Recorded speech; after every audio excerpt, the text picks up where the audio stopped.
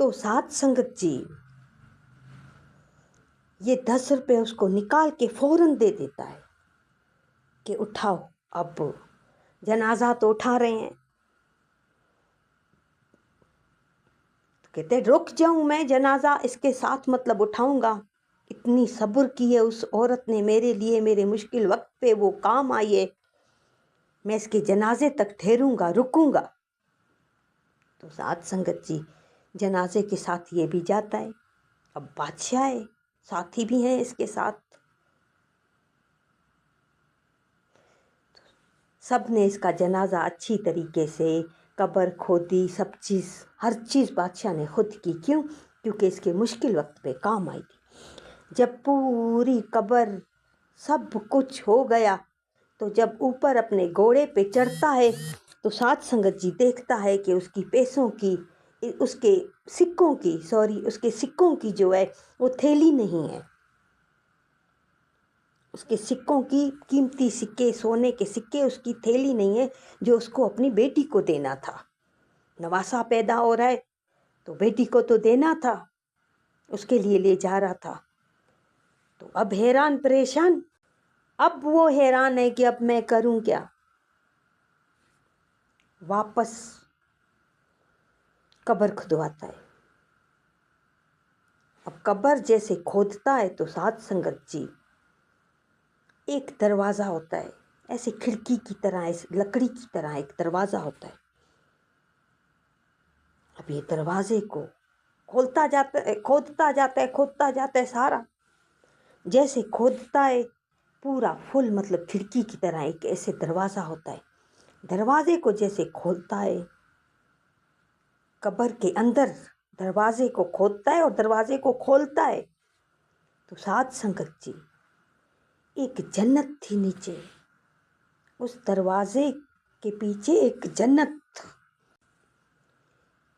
क्या दरख्त, क्या नदियाँ, क्या शेरजादियाँ, क्या फल, क्या फूल।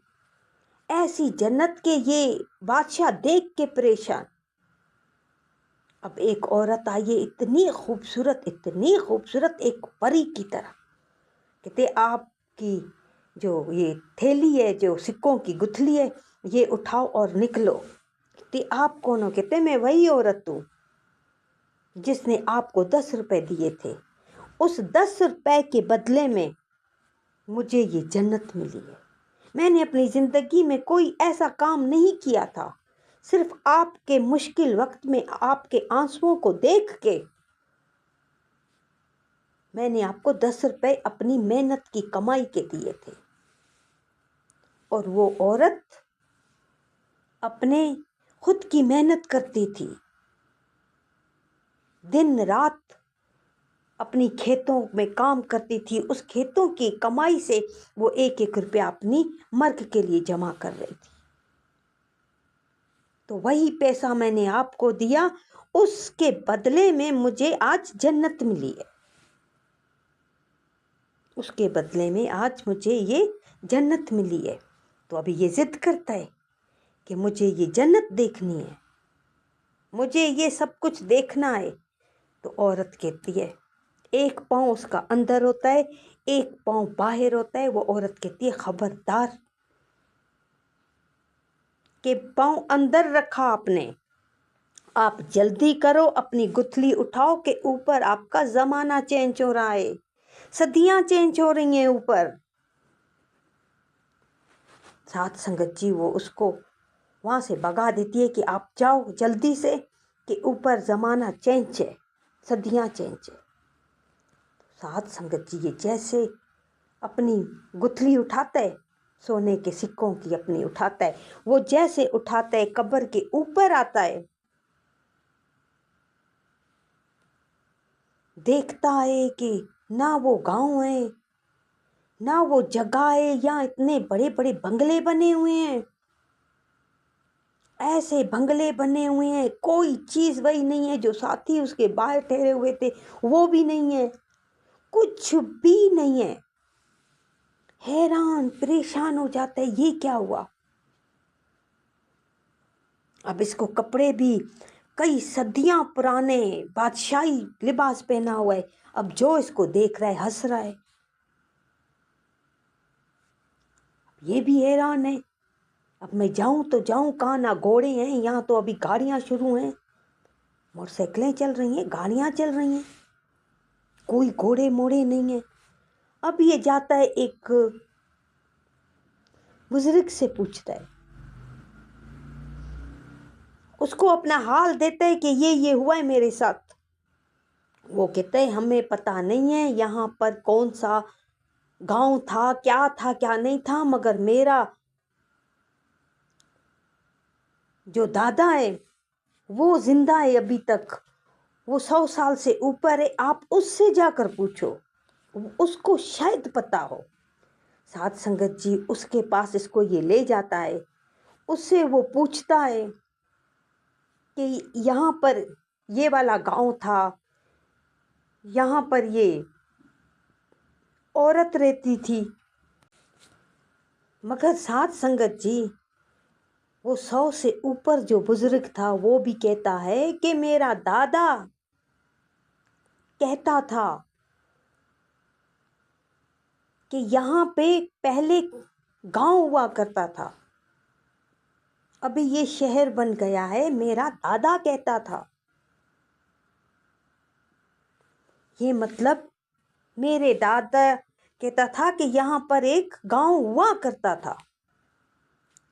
उसके दादा ने भी गांव नहीं देखा, उसने भी सुना था, देखा नहीं था।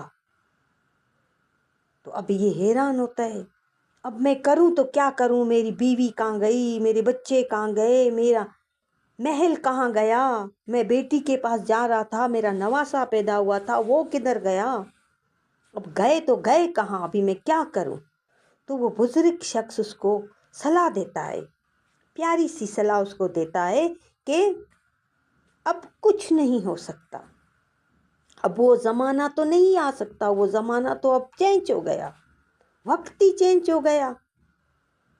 अब आप ये कीमती आपके पास सोने के सिक्के हैं, आप इसके ज़रिए पूरी ज़िंदगी गुजार सकते हो। आप जाओ मस्जिद में जाके बैठो, परमात्मा की अल्लाह की इबादत भी करो और लोगों की खिदमत भी करो, इसी से आप अपनी ज़िंदगी जितनी भी बची है गुजार सकते हो, बाकी इसका कोई चारा नहीं है। साध संगत जी इस शख्स ने वैसा ही किया, वैसा ही किया। मस्जिद में जाकर अपनी ज़िंदगी बसर की। साध संगत जी 1-2 सेकंड या 3 सेकंड हुए होंगे, उसने अपना पाँव अंदर रखा, 2 सेकंड में यहाँ ज़माना चेंज, यहाँ सदियाँ चेंज। देखो परमात्मा क्या करता है, जो हमारे ज़हनों में भी नहीं है, परमात्मा वही करता है, क्योंकि हर चीज़ उसकी है, चाहे वो जो कुछ भी करे। 10 रुपए देने की कीमत इतनी जन्नत मिल गई उसको। इसीलिए कहते हैं परमात्मा का भाव, जिस दिल में परमात्मा का खौफ है उसके साथ हर जगह पे परमात्मा खुद है। परमात्मा का खौफ अंदर लाजमी है।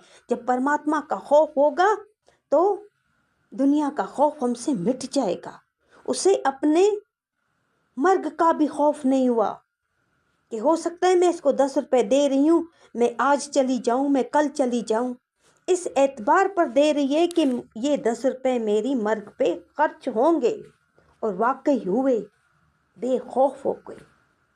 हम लोगों को खौफ, आज का खौफ, कल का खौफ, बच्चों का खौफ, खाने पीने का खौफ, 24 घंटे का खौफ मन में भड़क रहा है, बिल्कुल ख्यालों में, बिल्कुल आज का, कल का, मुस्तकबिल का, माजी का।